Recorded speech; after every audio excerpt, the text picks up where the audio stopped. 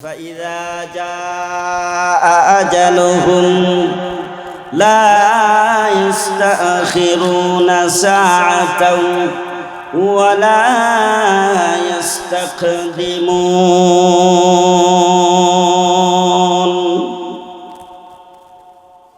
আল্লাহ পাক রব্বুল আলামিন বলেন, ও আমার হাবিব নবী মুহাম্মদুর রাসূলুল্লাহ সাল্লাল্লাহু আলাইহি ওয়াসাল্লাম, আপনি দুনিয়ার বান্দা বান্দীদেরকে জানায়া দেন, যখন দুনিয়ার জীবন শেষ হয়ে যাবে, হায়াতের রশি শেষ হয়ে যাবে, আজল যখন ফুরিয়ে আসবে, আমি আল্লাহ রাব্বুল আলামিন নির্দিষ্ট সময়ে তাকে উঠায় নিয়ে আসব। নির্দিষ্ট সময় থেকে একটা মুহূর্ত সামনের দিকে অগ্রসর করা হবে না, পিছনের দিকেও পিছায়া নেওয়া হবে না। ঠিক টাইমে আমার ডিউটি যুক্ত ফেরেশতা আজরাইল, মালাকুল মউত আজরাইল যায়া হাজিরা দিবে। সুতরাং আমার হাবিব আমার বান্দা বান্দীদেরকে জানায়া দেন, আমার বান্দা বান্দীদেরকে হুঁশিয়ার করে দেন, সদা সর্বদা যেন আমার দরবারে হাজিরা দেওয়ার জন্য প্রস্তুত হয়ে যায়। বুদ্ধিমান ব্যক্তি যারা, জ্ঞানী ব্যক্তি যারা জান্নাত পাওয়ার আশায় তারা দুনিয়াকে বিসর্জন করেছে, তারা হলেন নবী রাসূল, সাহাবায়ে কেরাম, ওলি আবদাল, গোস কুতুবেরাম। এইরকম হাজারো হাজার ওলি আবদাল দুনিয়ার জমিন থেকে গেছে, 100 লক্ষ সাহাবায়ে কেরাম গেছে, 100 লক্ষ নবী রাসূল গেছে।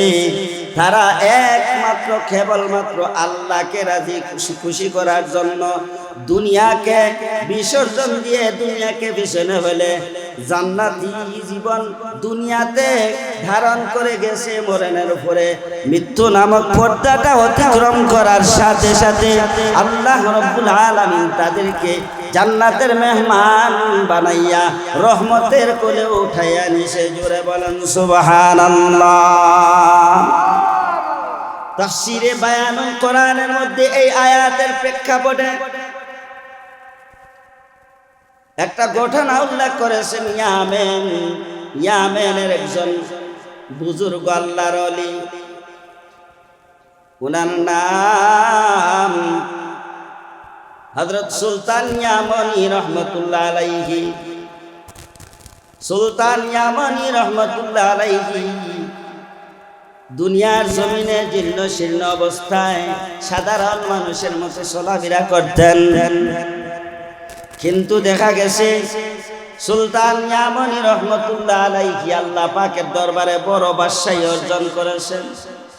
সুলতান ইয়ামানি রহমতুল্লাহ আলাইহি পেশায় ছিলেন কাঠুরিয়া, বাজার থেকে কাঠ কেটে এনে বিক্রি করতেন, আর 5 বেলা নামাজ প্রতিনিয়ত আদায় করতেন। সকাল সন্ধ্যায় জিকির আজকার তাসবিহ তাহলিল করতেন, সুন্নতি জীবন ধারণ করতেন, রাসূলের উপর সদা সর্বদা জিকির, দুরূদ, আল্লাহর জিকির, রাসূলের দুরূদ পড়তেন।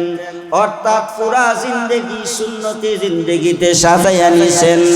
সুলতান ইয়ামানি রহমতুল্লাহ আলাইহি যখন মরণের সময় আসলো, আল্লাহ পাক রব্বুল আলামিন যখন দুনিয়ার জমিন থেকে উঠায়া নিবেন, তখন আল্লাহ পাক ওনার অন্তরের মধ্যে ঢাইলা দিলেন, ও সুলতান ইয়ামানি, আমি আর বেশি দিন তোমাকে দুনিয়ার জমিনে রাখবো না।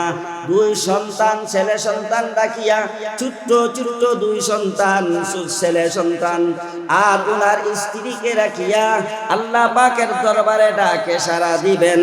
মানুষ যখন দুনিয়ার জমিন থেকে উঠিয়ে যায়, বিদায় হয়ে যায়, আল্লাহ পাক রব্বুল আলামিন 40 দিন আগে আকাশের মধ্যে ঘোষণা করে দেন, অমুক ব্যক্তি, অমুকের ছেলে অমুক মৃত। আর তার অন্তরের মধ্যে আল্লাহ পাক রব্বুল আলামিন নরমিতা ঢালিয়া দেয়, মৃতর সংবাদ দিয়া দেয়। সুলতান ইয়ামানি রহমতুল্লাহ আলাইহি একদিন ডাকলেন স্ত্রীকে সন্ধ্যার পরে, বললেন, ও আমার প্রাণের স্ত্রী, আমি হয়তো বেশি দিন বাঁচব না। আল্লাহ পাক রব্বুল আলামিন আমাকে মনে হয় তার দরবারে এলাহির মধ্যে ডেকে নিয়ে যাবেন। সুলতান ইয়ামানি রহমতুল্লাহ আলাইহি বললেন, ও আমার স্ত্রী, আমার দিলে সাক্ষী দে, আমি বাঁচব না, তবে আমার কিছু নসিহত আছে, আমার কিছু উপদেশ আছে, আমার উপদেশগুলা শোনো। আমি মারা যাওয়ার পরে কেমনে কি করব আমি একটু বইলা যাই। ইয়ামন দেশের পাহাড়ের চৌড়ায় পাদদেশে সুলতান ইয়ামানি রহমতুল্লাহ আলাইহির বসবাস। একা একা অন্ধকার আচ্ছন্ন জায়গার মধ্যে পাহাড়ি উচ্চ পদে উনি বসবাস করেন। আলোর ব্যবস্থা নাই, কোনো ধরনের কোনো লাইটের ব্যবস্থা নাই। কেরোসিনের মাধ্যমে আল্লাহ পাক রব্বুল আলামিনের কুদরতি আগুন জ্বালাইয়া, মশাল জ্বালাইয়া দিন পার যাপন করেন। বলতেছেন, স্ত্রী, আমি দুনিয়ার জমিন থেকে চলে যাব, তবে আমার উপদেশ শোনো। আমি মারা যাওয়ার পরে আমার দাফন কাফনের কি ব্যবস্থা করবা? আমার বাড়ি তো পাহাড়ে, আর মানুষ বসবাস করে স্থলে নিচে বসবাস করে, তার খবর কিভাবে পৌঁছাইবা, কেমনে পৌঁছাইবা, আমাকে কিভাবে দাফন কাফন করবা, আমার সন্তানগুলাকে কি করবা? স্ত্রী বললেন, ও আমার প্রাণের স্বামী, আপনি যদি দুনিয়ার জমিন থেকে বিদায় হয়ে যান, কেমনে কি করব আমি তো জানি না, আল্লাহ ভালো জানে আর আপনি জানেন। সুলতান ইয়ামানি রহমতুল্লাহ আলাইহি বলতেছেন, ও স্ত্রী, আমি যদি মারা যাই, আমার দুটা সন্তানকে নিচে পাহাড়ের নিচে আমি যেই মসজিদে যাইয়া নামাজ পড়ি, আমার ছেলেরা সিনে ওই মসজিদে যাইয়া ইমাম সাহেবকে বলবে, খবর দিবে আমার জানাজা। ইমাম সাহেব এলান দিয়া মুসল্লি নিয়ে আইসা আমার জানাজা আদায় করবে, দাফন কাফনের ব্যবস্থা করবে। তবে ও আমার স্ত্রী, আমি তো গরিব খাটুরিয়া মানুষ, কাফনের কোনো ব্যবস্থা নাই। 3টা কাফন দিবা, আমার জুব্বা দিয়া 1টা কাফন দিয়া দিবা, 2টা কাফন তোমার কাফন দিয়া, অথবা পাহাড়ের পাতালতা বৃক্ষলতা দিয়া ডাকিয়া আমাকে দাফনের ব্যবস্থা করবা। তখন স্ত্রী বললেন, ও আমার প্রাণের স্বামী, যদি আমার বাচ্চাদেরকে পাঠালে ইমাম সাহেব আসে না, কোনো লোক আসে না, তখন কি করব? স্ত্রীকে বললেন সুলতান ইয়ামানি রহমতুল্লাহ আলাইহি, যদি কেউ না আসে, আমার 2টা সন্তানকে ডানায় ধরিয়া জুরে চিৎকার করে পাহাড় থেকে আওয়াজ দিবে, ও ইয়ামানবাসী, আল্লাহর গোলাম আল্লাহর ওলি সুলতান ইয়ামানি রহমতুল্লাহ আলাইহি দুনিয়ার জমিন থেকে বিদায় হয়ে গেছে, তাকে দাফন কাফনের ব্যবস্থা করতে হবে। তোমরা দাফন কাফনের ব্যবস্থা করার জন্য পাহাড়ে চলে আসো। তুমি আওয়াজ দিবে, আল্লাহ পাক রব্বুল আলামিন তোমার আওয়াজ প্রত্যেকটা মানুষের কানে কানে পৌঁছাইয়া দিবে। দেখবে দলে দলে আমি সুলতান ইয়ামানির জানাজা পড়ার জন্য লোক উপস্থিত হয়ে যাবে।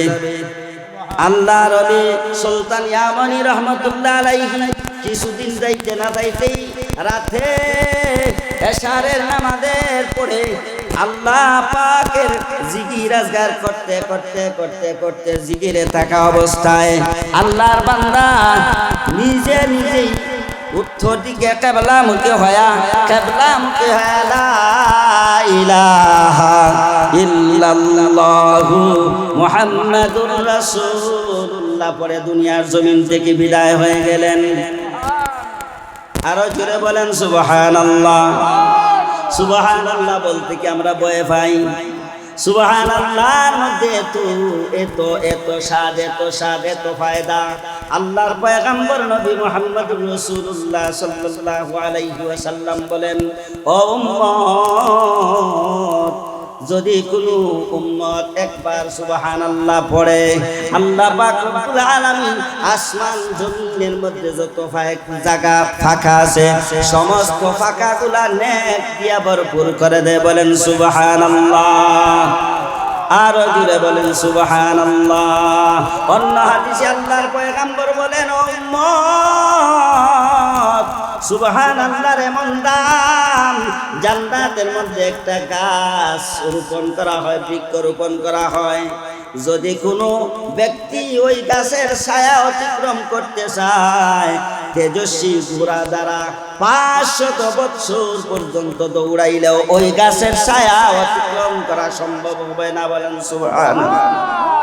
তো বলতেছিলাম, সুলতান ইয়ামানী রহমতুল্লাহ আলাইহি দুনিয়ার জমিন থেকে বিদায় নিয়ে গেলেন। স্ত্রী স্বামীর কথা মতো মশাল দিয়া, কফি দিয়া বাচ্চাদেরকে রাতের বেলা নিচে পাঠাইয়া দিলেন। যাও, তোমাদের বাবা দুনিয়ার জমিন থেকে বিদায় হয়ে গেছে, কান্নাকাটি করতে হবে না, কান্নাকাটি করতে তোমার বাবা নিষেধ করেছে। যাও যাও, মসজিদের ইমাম সাহেবকে যাইয়া খবর বলো, মসজিদের ইমাম সাহেব মুসল্লি নিয়া তোমার বাবার জানাজা সম্পন্ন করবে, দাফন কাফনের ব্যবস্থা করবে। সুলতান ইয়ামানী রহমতুল্লাহ আলাইহির স্ত্রী নিচে বাচ্চাদেরকে মশাল দিয়া পাঠাইয়া দিলেন। বাচ্চারা মশাল নিয়া, কেরোসিনের মশাল নিয়া মসজিদের দিকে রওনা হইয়া মসজিদের হুজুরা খানার মধ্যে হুজুর ঘুমন্ত অবস্থায় ডাকতেছে, হুজুর হুজুর হুজুর। হুজুর দরজা খোলেন। হুজুর এই ছোট্ট ছোট্ট বাচ্চাদের ডাক শোনা মাত্রই দরজা খুললেন। দরজা খোলার পরে ছেলেরা বলল, হুজুর আমাদের আব্বা দুনিয়ার জমিন থেকে বিদায় হয়ে গেছেন। আমার আম্মা লাশের পাশে বসে বসে আওয়াজ ছাড়া চোখের পানি ছেড়ে ছেড়ে কান্না করে।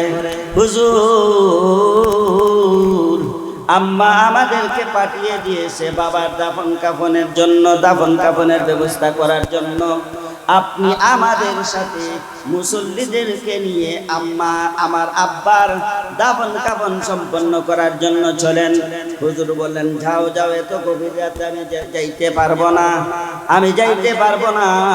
যাও, তুমি যাইয়া তোমার আম্মাকে বলো আমার দ্বারা সম্ভব না। আবার সুলতান ইয়ামানী রহমতুল্লাহ আলাইহি বলছেন, সূর্য ওঠার আগে, ভোর হওয়ার আগে যেন আমার দাফন কাফন সম্পন্ন হয়ে যায়। বাচ্চারা নিরাশ হয়ে চোখের পানি ছেড়ে ছেড়ে যাইয়া বলল, ও মা গো, ইমাম সাহেব হুজুর তো আসে নাই, আমাদেরকে বিদায় করে দিছে। সুলতান ইয়ামানী রহমতুল্লাহ আলাইহির স্ত্রীর চোখের পানি আরো বেড়ে গেল। সুলতান ইয়ামানী রহমতুল্লাহ আলাইহি ভেঙ্গে পড়লেন, কি করবেন। হঠাৎ করে গায়েব থেকে কে যেন আওয়াজ দিয়া বলতেছে, ও সুলতান ইয়ামানীর স্ত্রী, তুমি চিন্তা করতে হবে না। সুলতান ইয়ামানীর লাশের নিচের থেকে এক মুষ্টি লাল মাটি নিয়া বিসমিল্লাহির রহমানির রহিম বলে সাথে সাথে সামনের দিকে যখন ছিটাইয়া দিবা, আল্লাহ পাক রব্বুল আলামিন সুলতান ইয়ামানী রহমাতুল্লাহ আলাইহির দাফনের ব্যবস্থা করবে। বলেন সুবহানাল্লাহ। স্ত্রী মাটি নিয়া যখন নিক্ষেপ করে দিলেন আল্লাহর নাম নিয়া, আল্লাহ পাক রব্বুল আলামিন তার ফেরেশতার মাধ্যমে সুদূর ইরাকের জমিনে তখনকার সময় আল্লাহর ওলি জুনায়েদ বাগদাদী রহমাতুল্লাহ আলাইহি, নাম শুনেছেন নাকি? সুলতান ইয়ামানী রহমাতুল্লাহ আলাইহি স্ত্রী যখন মাটি ছুঁড়ে দিলেন, নিক্ষেপ করে দিলেন, আল্লাহ পাক রব্বুল আলামিন তার কুদরত দ্বারা জুনাইদ বাগদাদী রহমাতুল্লাহ আলাইহির কাছে পৌঁছাইয়া দিলেন। আর একজন ফেরেশতা আল্লাহ পাক জুনাইদ বাগদাদীর কাছে মানুষের সুরত ধরায়া পাঠাইলেন, বললেন, জুনাইদ তুমি এখন আর তোমার ভক্ত মুরিদ নিয়া দাওয়াতের কাছে যাওয়ার দরকার নাই। আল্লাহ পাক বলছেন, এই মুহূর্তে আল্লাহর আরেক বান্দা, মায়ের বান্দা সুলতান ইয়ামানী দুনিয়ার জমিন থেকে বিদায় হয়ে গেছে। দাফন কাফন করতে হবে ওনার স্ত্রী একা, দুইটা ছোট ছোট বাচ্চা নিয়ে কান্নাকাটি করতেছে। যাও যাও, সুলতান ইয়ামানী রহমাতুল্লাহ আলাইহিকে তুমি দাফন কাফন করে আসো। সুলতান ইয়ামানী রহমাতুল্লাহ আলাইহির সাথে ছিল 12 জন মুরিদ। কতজন? জুড়ে বলেন কতজন? আরো জুড়ে বলেন কতজন? 12 জন মুরিদ। জুনাইদ বাগদাদী রহমাতুল্লাহ আলাইহি বললেন, ও আগন্তুক ভাই, তোমার পরিচয় কি? বলে, আমার পরিচয়ের দরকার নাই, তোমাকে যেই কথা বলছি ওই কথা পালন করো। বলে, ইয়ামান হলো ইরাক থেকে প্রায় 1500 কিলোমিটার দূরে। বিমানের কোনো ব্যবস্থা নাই, যানবাহনের কোনো ব্যবস্থা নাই, নৌকারও কোনো ব্যবস্থা নাই, উড়োজাহাজেরও উড়োপ্লেনেরও কোনো ব্যবস্থা নাই। কিভাবে যাব? ওই আগন্তুক ব্যক্তি বলতেছেন, ও আল্লাহর বান্দা, তুমি চক্ষু বন্ধ করো, আমি ব্যবস্থা করতেছি। তুমি চক্ষু বন্ধ করে বিসমিল্লাহ পড়ে সিজদায় পড়ে যাও। আল্লাহর বান্দা জুনাইদ বাগদাদী রহমাতুল্লাহ আলাইহি চক্ষু বন্ধ করে 12 জন মুরিদকে নিয়ে সিজদায় পড়ে গেলেন। সিজদায় পড়তেছেন, সুবহান রাব্বিয়াল আ'লা, সুবহান রাব্বিয়াল আ'লা, সুবহান রাব্বিয়াল আ'লা, সুবহান রাব্বিয়াল আ'লা 3 বার শেষ হইতে না হইতেই জুনাইদ বাগদাদী রহমাতুল্লাহ আলাইহিকে আল্লাহ পাক রব্বুল আলামিন ইয়ামেনের শহরে পৌঁছাইয়া দিয়েছে। বলেন সুবহানাল্লাহ। আরো জোরে বলেন সুবহানাল্লাহ। জুনাইদ বাগদাদী রহমাতুল্লাহ আলাইহি ইয়ামেনের শহরে আইসা এখন কোন পাহাড়ে সুলতান ইয়ামানি রহমাতুল্লাহ আলাইহি ঘুমায় গেছে, লাশ হয়ে জানেন না। দেখেন মানুষ বাজারের মধ্যে ঘোরাফেরা করতেছে, চলাফেরা করতেছে, এখনো দোকান দেখান বন্ধ হয় নাই। ব্যবসায়ীরা নিজের ব্যবসার কাজে নিয়োজিত। বলতেছেন, অমুক ব্যক্তির বাড়ি কোথায়? উনি নাকি দুনিয়ার জমিন থেকে বিদায় হয়ে গেছে। বলে, ও আল্লাহর বান্দা, তুমি কে? চিনি না, জানি না, শুনেছি উনি নাকি ইন্তেকাল হয়ে গেছে। ওই যে উঁচা পাহাড় দেখা যায়, ওই উঁচা পাহাড়ের পাদ দেশে উপরে 2টা ছোট্ট বাচ্চা নিয়া উনি কাঠুরিয়া কাঠের ব্যবসা করে। পাহাড় থেকে কাঠ কেটে এনে বিক্রি করে বাজারে। আমরা তাকে কাঠুরিয়া নামে চিনি, উনার নাম সুলতান জানি। তবে কি হয়েছে না হয়েছে জানি না। ওই রাস্তা দিয়া পাহাড়ে উঠে যাও।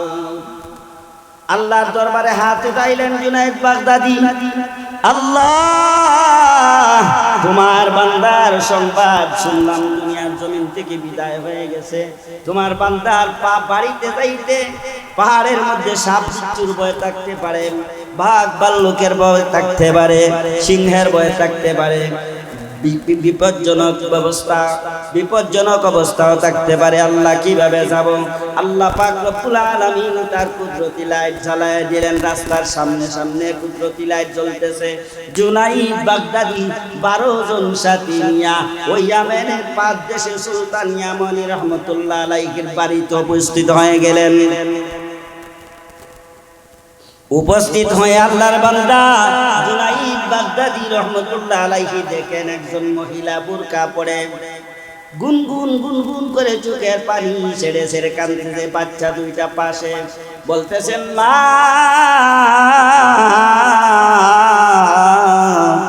তুমি কে গো? তুমি সুলতান ইয়ামানির কি হও? উনি কান্না জড়িত সুরে বলতেছেন, আপনি কে? আপনার পরিচয় জানি না, আপনার বাড়ি কই?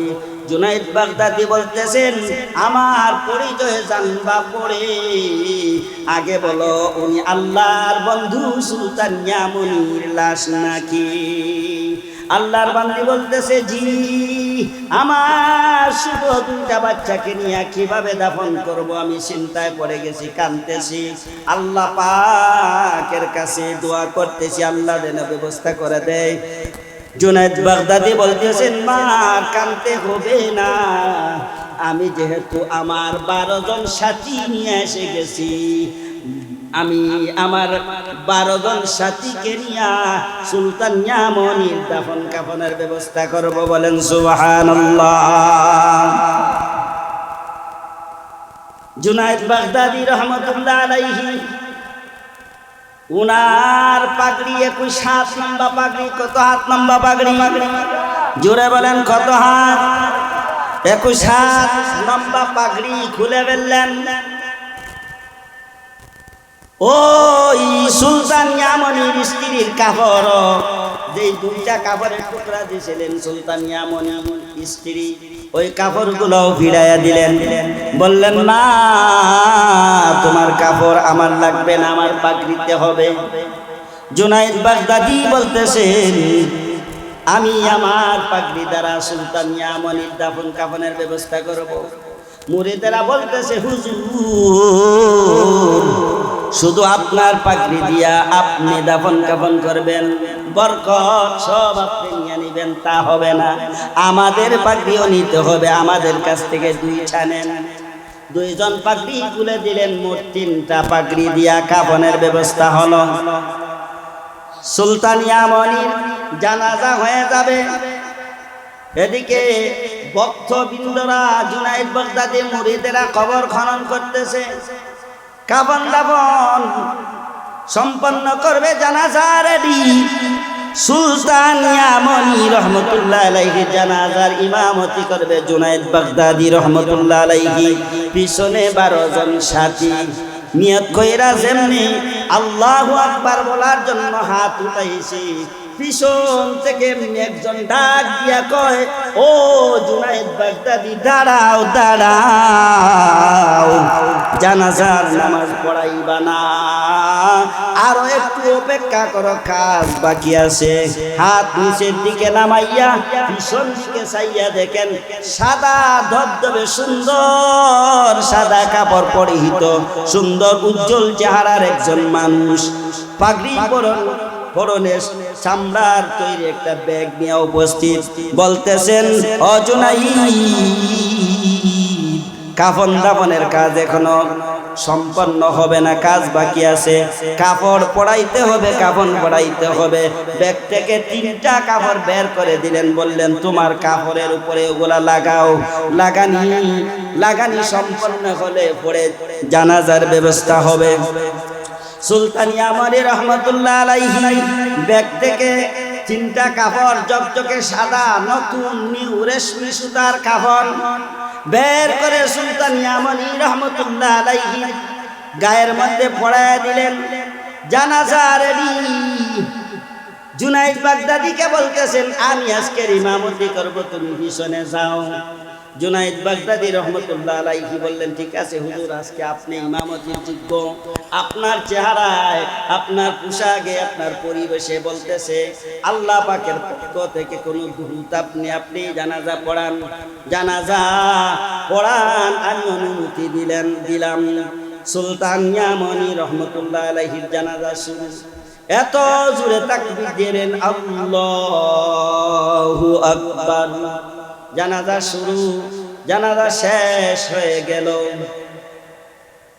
জুনাইদ বাগদাদি রহমতুল্লাহ আলাইহিকে বলতেছেন, ও জুনাইদ বাগদাদি, আমি জানাজার কাজ শেষ করলাম, দাফন কাফন তুমি করবে তোমার সাথীদেরকে নিয়ে।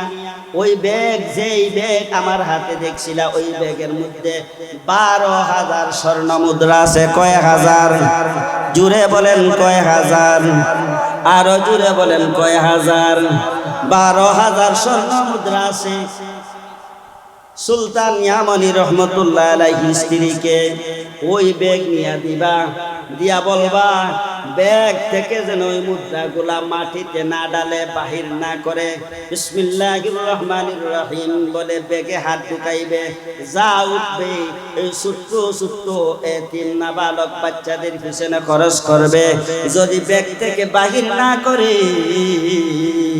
মাটিতে না ফেলে, কিয়ামত পর্যন্ত যদি ব্যবহার করতে হয়, খরচ করতে হবে।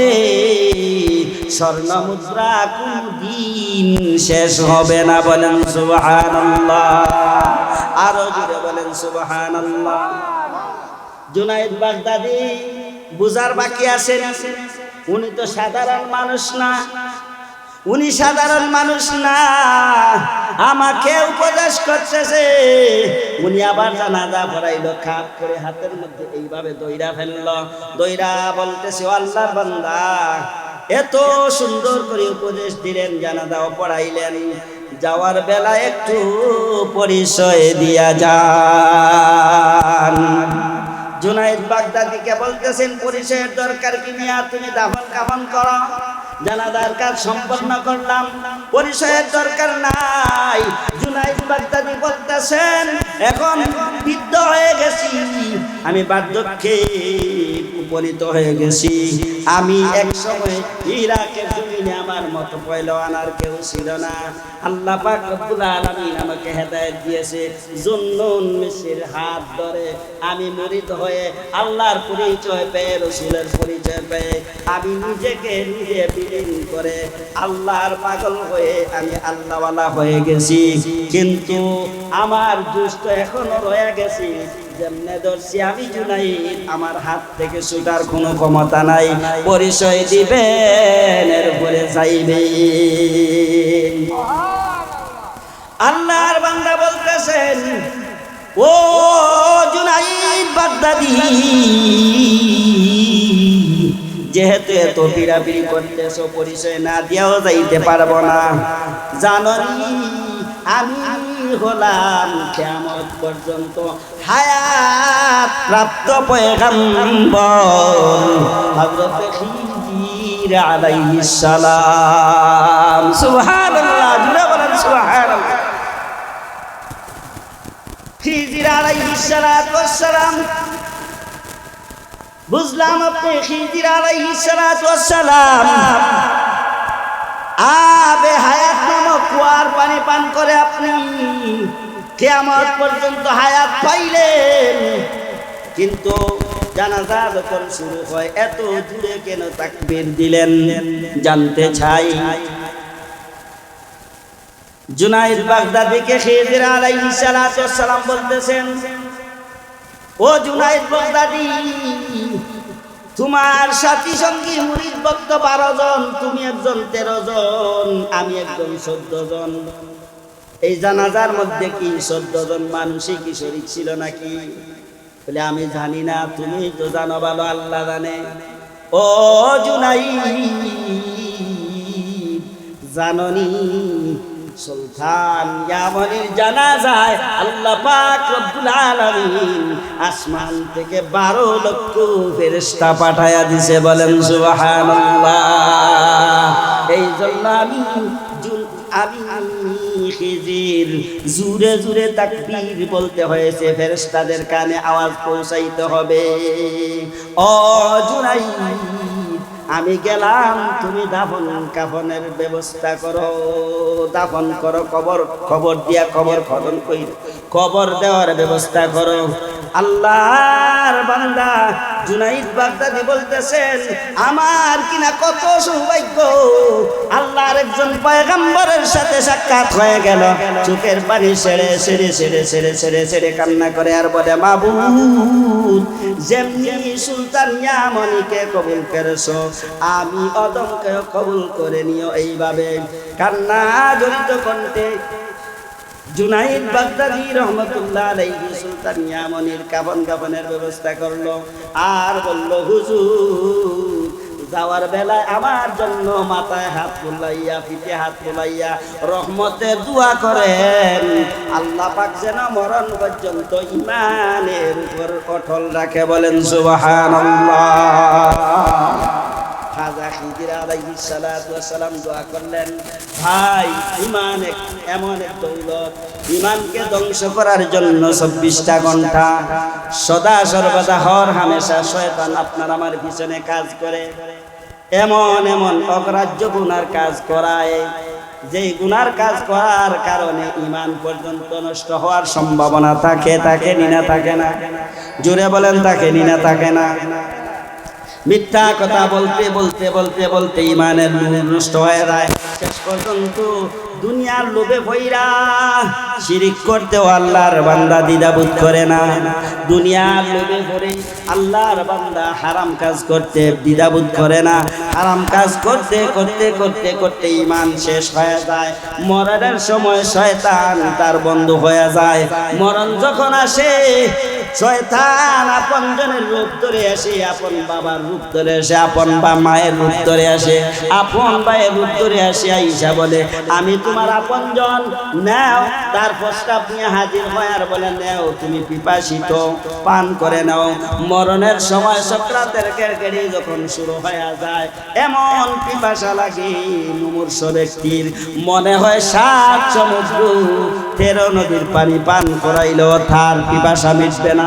কিন্তু আল্লাহর পয়গম্বর বলেন, ও দুনিয়ার উম্মত, এই মরণের সময় সাকরাতের গেরগের শব্দের সময় যখন তোমার কষ্ট হবে, তোমার সন্তান যদি তোমার পাশে বসিয়া সূরা ইয়াসিন তেলাওয়াত করে, সূরা আর রহমান তেলাওয়াত করে, সূরা মুলক তেলাওয়াত করে, সূরা ওয়াকিয়া তেলাওয়াত করে, আল্লাহ পাক রব্বুল আলামিন তোমার মরণের কষ্ট সহজ করে দিবে, তোমার পিপাসা দূর করে দিবে। কোরআন এমন এক নিয়ামত, দুনিয়াতে থাকতেও নিয়ামত, মরণের সময় নিয়ামত, মরণের পরেও নিয়ামত। দুনিয়ার সমস্ত বই পুস্তক দুনিয়ার জমিনে থাকবে, একমাত্র কেবলমাত্র আল্লাহ পাকের কালাম কবরে সঙ্গী হবে, ঠিক কিনা বলেন? দুঃখ পরিতাপের বিষয় মুসলমান, কোরআন নিজেও পড়তে জানি না, নিজে শিকার চেষ্টাও করি না, সন্তান সন্ততি ছেলে মেয়ে নাই নাতিকেও শিখাইবার চেষ্টা করি না। বরঞ্চ কোরআন যারা শিখায়, শিক্ষা দেয়, যুগের উলামায়ে কেরামদের পিছনে শুধু ফিন মারতে থাকে, শুধু দুশ্মনী করতেই থাকে। অথচ আল্লাহর পয়গম্বর বলেন, যে কোরআনের আলেমকে মহব্বত করলো, যে কোরআনের আলেমের সাথে সম্পর্ক রাখলো, কিয়ামতের দিন যেন সে আমি পয়গম্বরের সাথে সম্পর্ক রেখে উঠলো। কিয়ামতের দিন ওই বান্দা বান্দি, ওই উম্মত আমার সাথে উলামায়ে কেরামের সাথে উঠবে। কোরআন ওলি আল্লাহ বানায়, কোরআন নেক মানুষ বানায়, কোরআন ভালো মানুষ বানায়, কোরআন সম্মানী মানুষ বানায়। যার ভিতরে কোরআন নাই তার ভিতরে সম্মানের কিছুই নাই, যার ভিতরে কোরআন নাই তার ভিতরে কিছুই নাই। যে কোরআন জানে না, আল্লাহর পয়গম্বর বলেন ও হলো মূর্খ। আল্লাহর ভাষায় মূর্খ কে? যার ভিতরে কোরআন নাই, নাকি সে শিক্ষিত? মূর্খ। কোরআনের মাধ্যমে আল্লাহর ওলি হয়ে যায়, আল্লাহর ওলি হওয়া যায়। ওয়ালা তাহিনু ওয়ালা তাহজানু ওয়া আনতুমুল আ'লাউনা ইন কুনতুম মুমিনিন। আল্লাহ বলেন, ভয় নাই, চিন্তা নাই, টেনশন নাই, আমি আল্লাহ পাক রব্বুল আলামিন তোমার সাথে থাকবো। তবে শর্ত হলো তোমাকে মুমিনের টাইটেল লাগাইতে হবে, ইমানদার হইতে হবে। যদি মুমিনের টাইটেল লাগাও, যখন তখন সদা সর্বদা আমি তোমার সাথে আছি, আমি আল্লাহ তোমাকে বন্ধু বানাইবো, ওলি বানাইবো। ওলি যদি হয়ে যাও, দুনিয়াতে তুমি আমার, আমি তোমার, কবরে গেলেও তুমি আমার, আমি তোমার, মিজানে গেলেও তুমি আমার, আমি তোমার, ফলসিরাতে গেলেও আমি তোমার, তুমি আমার। এমনকি হাসর নাসর জাহান্নামে তো যাওয়া দূরের কথা, জান্নাতে গেলেও তুমি আমার, আমি তোমার। আল্লাহর ওলি আরেক বুজুর্গ জুন্নুন মিসরি রহমতুল্লাহ আলাইহি, নাম কি? জোরে বলেন, নাম কি? জুন্নুন মিসরি রহমতুল্লাহ আলাইহি। জুন্নুন মিসরি রহমতুল্লাহ আলাইহি কে উনার এক মুরিদ আইসা প্রশ্ন করতেছে, ও হুজুর, আপনি তো সম্মানী মানুষ, আপনাকে দুনিয়ার সবাই চিনে, সবাই জানে, আপনি আল্লাহ ওয়ালা, আল্লাহর ওলি, বড় আলেম, বড় বুজুর্গ। আমার একটা প্রশ্নের উত্তর দেন। যদি প্রশ্নের উত্তর দিতে পারেন আমি মনে করব আপনি আল্লাহর কাছে সবচাইতে প্রিয় দামি মানুষ, সত্যিকার অর্থে জ্ঞানী। আপনি বলেন তো দুনিয়ার জমিনে আমার একটা ছাগল আছে, তার কোথায় দাঁড়িয়ে আছে, আপনার গালবেও দাঁড়িয়ে আছে। আল্লাহর কাছে আপনি দামি বেশি না জুন্নুন মিস্ত্রি? আপনি বেশি দামি না আমার ঘরের ছাগল বেশি দামি? যদিও প্রশ্নটা কি রকম কিন্তু মর্ম বহু গভীর। জুন্নুন মিস্ত্রি রহমাতুল্লাহ আলাইহি চোখের পানি ছেড়ে ছেড়ে কান্দে আর কয়, রে আল্লাহর বান্দা, তুই এমন কঠিন প্রশ্ন করলে এই প্রশ্নের উত্তর আমার দেওয়ার মতো সম্ভব না। না হুজুর, দেওয়াই লাগবে, আমি পেরেশান, আমি খুঁজে পাইতেছি না। আপনি বয়ান করেন, লাকাদ খালাকনাল ইনসানা ফি আহসানি তাকওয়িম। আল্লাহ পাক দুনিয়ার জমিনে যত সৃষ্টি করেছে সমস্ত সৃষ্টির মধ্যে সুন্দর অবয়ব দিয়া সম্মানী দিয়া মানুষকে বানাইছে। সুতরাং আপনার ওয়াজ আল্লাহর কালামের ওয়াজে মিল। এখন আপনি তো মানুষ, আপনি সুখ্যাতি অর্জন করেছেন, আমার প্রশ্নের উত্তর দিতেই হবে, না হয় আমি বুঝবো না। আল্লাহর বান্দার প্রশ্নের উত্তর দিয়া জুন্নুন মিস্ত্রি রহমাতুল্লাহ আলাইহি অনেকক্ষণ চুপ হয়ে মুরাকাবায় বসলেন। কিছুক্ষণ পরে জুন্নুন মিস্ত্রি রহমাতুল্লাহ আলাইহি বলেন, রে মুরিদ, ও আল্লাহর বান্দা, আমি যদি দুনিয়ার জমিন থেকে ঈমান নামের দৌলত নিয়ে যাইতে পারি, তাহলে তোমার বকরি থেকে তোমার ছাগলের থেকে আমি জুন্নুন মিস্ত্রির দাম আল্লাহর কাছে বেশি। আর যদি ঈমান না নিয়ে যাইতে পারি, আমি জুন্নুন মিস্ত্রির দাম তোমার বকরির চাইতে আরো কম, মূল্যই নাই। আমি এই প্রশ্নের উত্তর এখন দিতে পারবো না, দুনিয়ার জমিন থেকে চলে যাওয়ার পর দিতে পারবো। আল্লাহর বান্দা বুঝে চলে গেছে। জুন্নুন মিস্ত্রি রহমাতুল্লাহ আলাইহি দুনিয়ার জমিন থেকে বিদায় হয়ে গেছে। জুন্নুন মিস্ত্রি যখন দুনিয়ার জমিন থেকে বিদায় হয়ে গেছে, ইন্না লিল্লাহি ওয়া ইন্না ইলাইহি রাজিউন। জুন্নুন মিস্ত্রি চলে গেছে, খবরাখবর হয়ে গেছে, পুরা দেশের মানুষ, পুরা এলাকার মানুষ উপস্থিত, জানাজার মধ্যে উপস্থিত, কেঁদে কেঁদে কেঁদে কেঁদে ছোট্ট মানুষটা উপস্থিত হয়ে সামনে দাঁড়াইয়া জানাজা যখন উপস্থিত, ইমাম সাহেবকে বলতেছেন, ও ইমাম সাহেব, এখন জানাজা রেডি নাকি? জানাজা পড়বেন? বলে হ্যাঁ, জানাজা পড়ব। আমার তো একটা প্রশ্নের উত্তর বাকি ছিল। হুজুর তো দুনিয়ার জমিনে নাই।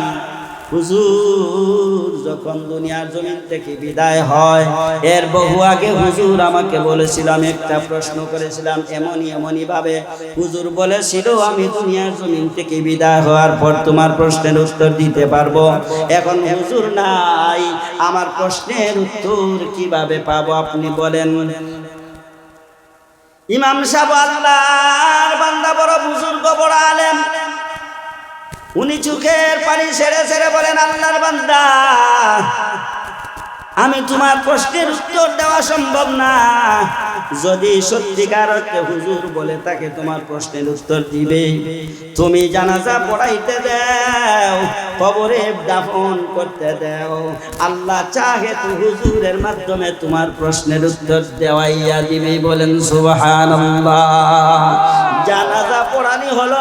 জুন্নুন মিস্ত্রি রহমাতুল্লাহ আলাইহি দুনিয়ার জমিন থেকে বিদায় হয়ে গেলেন, দাফন কাফন হয়ে গেল। ইমাম সাহেব জানাজা পড়লেন, লক্ষ লক্ষ মানুষের সমাগমে জুন্নুন মিস্ত্রি রহমাতুল্লাহ আলাইহি জানাজা সম্পন্ন হলো। দাফন কাফন শেষ, সবাই চলে আসলো জুন্নুন মিস্ত্রি রহমাতুল্লাহ আলাইহি কবরে। একদিন, 2 দিন, 3 দিন, 7 দিন যাইতে না যাইতে 5 দিনের মাথায় ওই আল্লাহর বান্দা ঘুমাইছে। গভীর রাত্রে জুন্নুন মিস্ত্রির সাথে স্বপ্নে যুগে খাবে সাক্ষাৎ। জুন্নুন মিস্ত্রি রহমতুল্লাহ আলাইহিকে জিজ্ঞাসা করতেছে, হুজুর আপনি দুনিয়ার জমিনে থাকতে আমার একটা প্রশ্ন ছিল, দুনিয়ার জমিন থেকে বিদায় হয়ে গেলেন, প্রশ্নের উত্তর পাইলাম না। আপনি বলেছিলেন দুনিয়ার জমিন থেকে চলে গেলে আমার প্রশ্নের উত্তর দিবেন। হুজুর গো আমার প্রশ্নের উত্তরটা দেন। জুন্নুন মিস্ত্রি রহমতুল্লাহ আলাইহি বলতেছেন, ও আল্লাহর বান্দা, আমার কোনো কাজ আল্লাহর দরবারে পছন্দ হয় নাই, একমাত্র একটা কাজ আমার আল্লাহর দরবারে কবুল হয়েছে, একমাত্র একটা কাজ আমার আল্লাহর দরবারে কবুল হয়েছে। এই কাজের বিনিময়ে আল্লাহ পাক আমাকে মাফ করিয়া রহমতের কুলে উঠাইয়া জান্নাতের মেহমান বানাইয়া দিছে। বলেন সুবহানাল্লাহ। মুরিদ বলতেছেন, জুন্নুন মিস্রি, ও হুজুর আল্লাহর বান্দা, কাজটা একটু বলেন আমিও করব।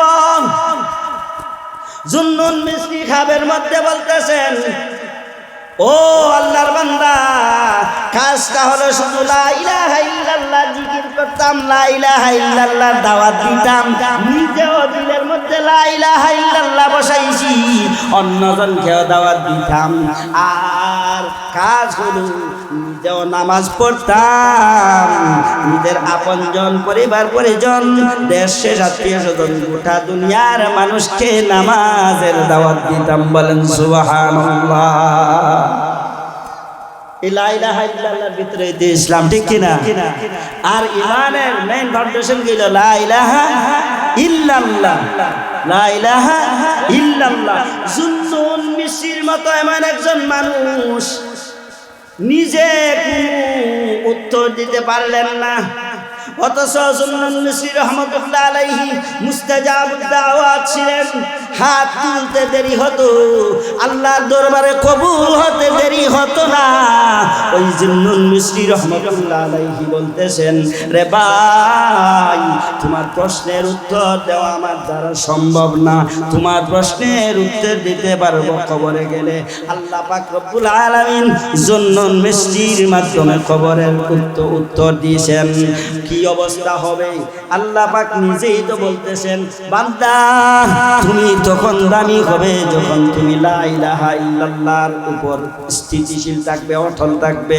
যখন তুমি লা ইলাহা ইল্লাল্লাহর অনুসারে জীবন গঠন করে দুনিয়ার জমিন থেকে আমার বন্ধু হয়ে আসতে হবে। তোমার নাম হবে মুমিন, তোমার নাম হবে মুমিন, তোমার টাইটেল হবে মুমিন, তুমি হবে আমার বন্ধু। দুনিয়াতেও আমি আল্লাহ তোমাকে শান্তির জীবন দিয়া বাঁচাইয়া, তোমাকে ইজ্জতের জীবন দিয়া বাঁচাইয়া রাখবো। আর আমার কাছে আসার সময় ইজ্জতের সাথে আমার কাছে নিয়ে আসবো। যখন আসবা, আসার পরে আমি ইজ্জতের সাথে তোমাকে সুন্দর মনোরম পরিবেশে জান্নাতের মেহমান বানায় দিব। বিচারের কাজ শেষ, তোমার সাথে কোনো কথা নাই, তুমি সুজা জান্নাতুল ফেরদাউসের মেহমান হইবা। বলেন সুবহানাল্লাহ। লা ইলাহা ইল্লাল্লাহর দাওয়াত দিতে রাজি আছিনি না নাই? জোরে বলেন, রাজি আছিনি না নাই? নামাজের দাওয়াত দিতে রাজি আছিনি না নাই? শুধু আমি নামাজ পড়লাম, আমি জিকির করলাম, আমার জিকিরের দাম আছে আল্লাহর দরবারে। নামাজ পড়লাম, নামাজের দাম আছে আল্লাহর দরবারে। আমি নামাজ পড়লাম, আমার ছেলে নামাজ পড়ে না। আমি নামাজ পড়লাম, আমার মেয়ে নামাজ পড়ে না। আমি নামাজ পড়লাম, আমার ভূতের বউয়ে নামাজ পড়ে না। আমি নামাজ পড়লাম, আমার আশেপাশে প্রতিবেশীরা নামাজ পড়ে না।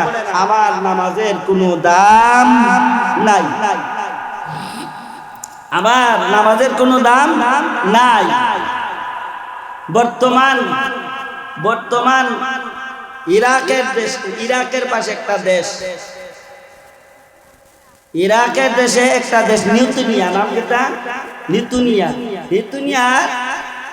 তখনকার যুগে নিউতুনিয়ার একজন আল্লাহর ওলি ছিলেন, আল্লাহর বান্দা, বড় বুজুর্গ। দিনরাত 24 ঘন্টা আল্লাহর ইবাদত বন্দি করতেন, তাহাজ্জুদ গুজার ছিলেন, ইবাদত বন্দির মধ্যে খুব মগ্ন ছিলেন। কিন্তু উনার আশেপাশে যত অগ্রাহ্য কাজ আছে, গুনাহের কাজ আছে, অহরহ চলতো, উনি বাধা দিতেন না, কোনো কিছু বলতেন না। আল্লাহ পাক অতিষ্ঠ হইয়া ওই এলাকার মধ্যে ফেরেশতাদেরকে বললেন, আযাবের ফেরেশতা, গজবের ফেরেশতাদেরকে বললেন, ওই জমিনটারে উল্টায়া দাও, ওই জমিনটারে কি করো, উল্টায়া দাও, ওই জমিনটারে উল্টায়া দাও। গজবের ফেরেশতারা বলতেছে, প্রভু রব কেমনে গো, আমাদের তো মায়া লাগে। ও প্রভু, তোমার এই জমিনের মধ্যে অমুক একজন আল্লাহর ওলি আছে, সে তো দিন রাত 24 ঘন্টা তোমার জিকির আজগার করে, নামাজ পড়ে, শুধু তোমার নামই তার মুখে। আল্লাহ রাগান্বিত হয়ে ধমক দিয়া বলতেছেন, ওকে সহ উল্টাইয়া দাও। ফেরেশতারা বলতেছেন, আল্লাহ তুমি না বলেছো তোমার দয়ার কোনো সীমা নাই, মায়ার কোনো সীমা নাই, কিন্তু তোমার মায়ের বান্দা আল্লাহর বান্দাকে সহ তুমি উল্টাইয়া ফালাইতে বলতেছো, তারা কারণ কি বুঝতে পারি নাই। আপনার ভেদ বাতুনি বুঝতে পারে নাই, একটু খুলে বলেন তার কারণটা কি। আল্লাহ বলেন, ও ফেরেশতারা, সে একা একা জান্নাতে যাইতে চায়, ডান দিকে চায় না, বাম দিকে চায় না। আমার বান্দা বান্দিরা গুনাহের কাজ করতে করতে তাদের নফস ধ্বংস করে ফেলেছে, তাদের দুনিয়া ধ্বংস করে ফেলেছে, আখিরাত ধ্বংস করে ফেলেছে, অথচ গুনাহের কাজ থেকে ফিরায় না। গতিকে আমি আল্লাহ রাব্বুল আলামিন বলতেছি, ওকে সহ দুনিয়ার জমিন, বর্তমান দুনিয়া, তখন পারস্য দেশ ছিল ইরানের জমিন, ইসলামী রাষ্ট্র ছিল তখন। এখন তো ইসলামের দুশ্মন, ইসলামের বৈরী হলো আমেরিকা, পশ্চিমারা, আর তখন ছিল পরাশক্তি, ওই পারস্যের দিকে পরাশক্তি ছিল তখনকার সময়। ওই পরাশক্তি জায়গা তো আল্লাহ পাক ওলি আবদাল রেখেছিল। ওই ওলি আবদাল থাকা সত্ত্বেও আল্লাহ পাক বলতেছেন, কেন সৎ কাজের আদেশ দেয় না, অসৎ কাজ থেকে বারণ করে না, ওলি সহ জমিনটারে উল্টাইয়া দেও। বলেন নাউজুবিল্লাহ।